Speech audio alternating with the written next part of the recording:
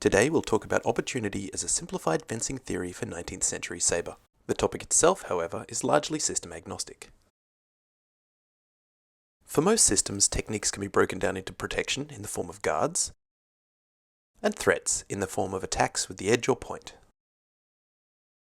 However, to be good at fencing, we have to do more than just combine techniques of attack and defense. We need a general theory of when to employ protection or threat. One way of thinking about this is opportunity. At its simplest, opportunity is just recognizing the moment that you can effectively put your sword on the other person. As part of this understanding, we need to know how protection can prevent opportunity and how opportunity allows threat. By simplifying our thought process to look at when opportunities occur, we can better target our practice and reduce the number of things we have to think about when we're actually fencing. Before we get to that though, let's look at what opportunity isn't. Most importantly, we should get rid of the idea that guard positions have fixed openings. While experienced fencers know this, beginners often make this mistake.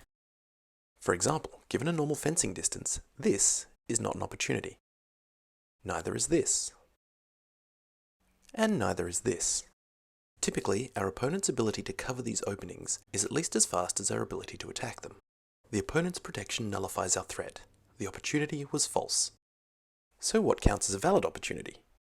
There are two major categories of opportunity: intentional and structural.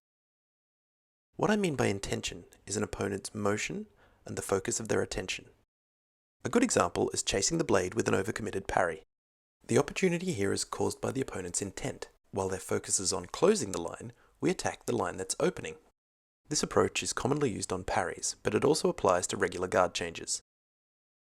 We can exploit this opportunity with both direct attacks and with feints. Use feints to explore your opponent's intention in parries. This can be followed up immediately with a threat, or it can be used to inform later direct attacks. Be mindful of your own movements. In general, prefer small motions over large ones. This means we're not overcommitting our intention and won't be as susceptible to feints. The same principles of intent apply to attacks. Consider this simple thrust.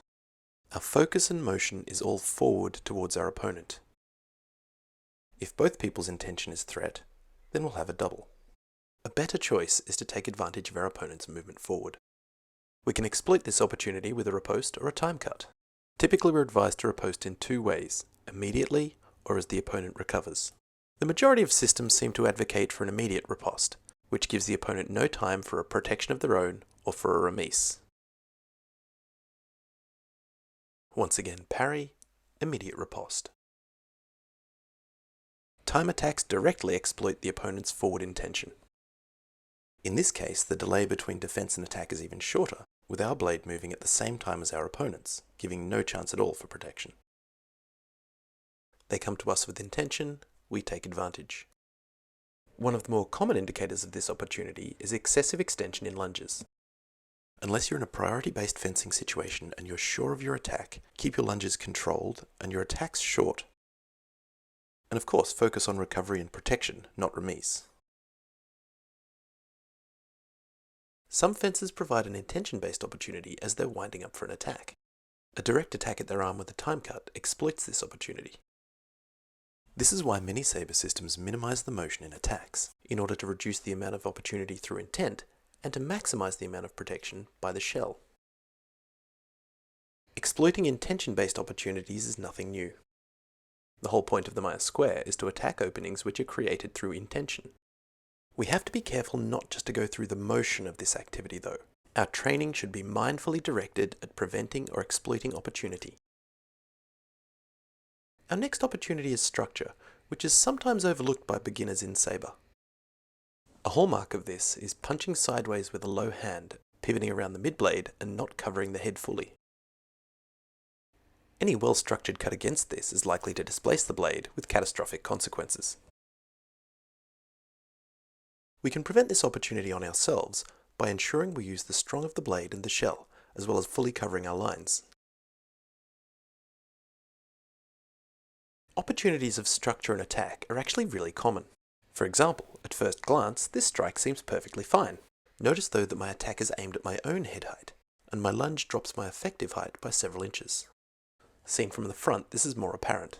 With my hand in this position and my reduced height, my upper lines are very open. We can try to improve the opposition by moving the hand to the left, but this still doesn't account for the height difference. The structural opportunity remains.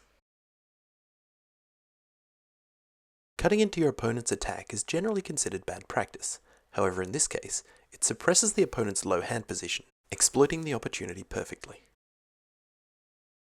Preventing the opportunity is as simple as cutting with your hand in line with your left eye. Notice that because my hand is now higher, my shell prevents a countercut against me. And that's all there is to it. Structuring your training around opportunity simplifies fencing practice. As a starting fencer, if you focus on nothing but the opportunities we discussed, you'll find your mental workload while you're fencing is dramatically reduced. Thanks for watching.